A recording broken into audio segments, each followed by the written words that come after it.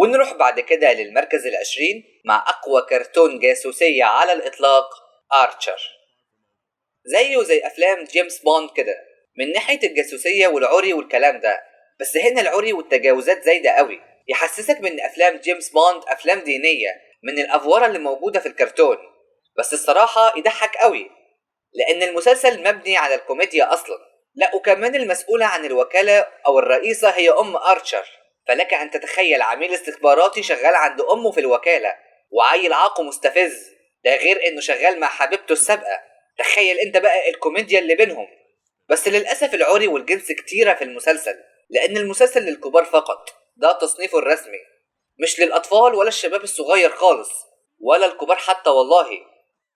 ورسومات المسلسل والتحريك فيه معاق، ما يشدش، بس التجاوزات والنكت اللي فيه هي اللي تخلي الواحد يتشدله.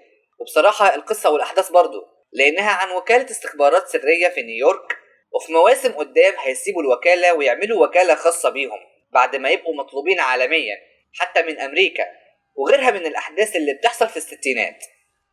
والمسلسل بدأ يتعرض من 2009 ومستمر إلى اليوم، حتى حلقاته الجديدة كانت بتنزل على ايجي بيست قبل ما يتقفل، وتعرض منه إلى اليوم 134 حلقة على 13 موسم، وفاز بجوائز كتيرة وترشح لجوائز كبيرة برضو، منها جايزة آني زي الأوسكار بس للرسوم المتحركة.